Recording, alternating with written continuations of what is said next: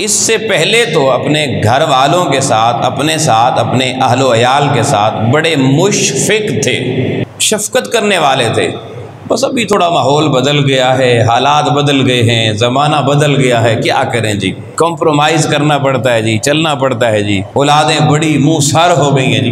वो पहले बड़ा अच्छा माहौल था जी, पहले इन्ना कुन्ना क़ब्लो, बड़ा अच्छा था जी इससे क़ब्ल।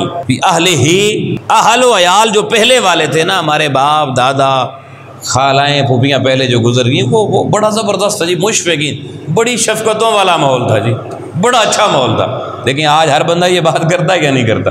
अब हमारी अगली नस्लें भी यही कहेंगी कि ये लोग बड़े अच्छे थे, अब हम अच्छे नहीं हैं, फिर उनकी अगली नस्लें भी यही कहेंगी।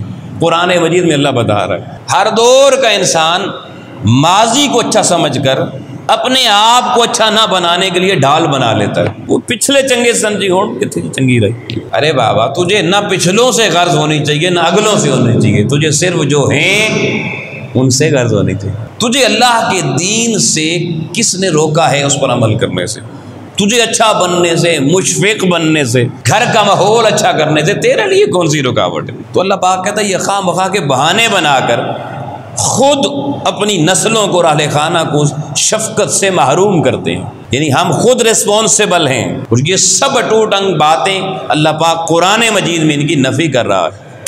प्यो दादे बड़े चंगे सन, हूँ ज़माना बड़ा ख़राब हो गया। हुजूर ने फरमाया ज़माने को कभी गाली ना देना, बुरा भला ना कहना। जिसके को मना किया हुजूर ने, उसी को हम बुरा भला कह के अपनी जान छुड़ाने की कोशिश करते हैं। कि जान छूटेगी नहीं और फंसती चली जाती है।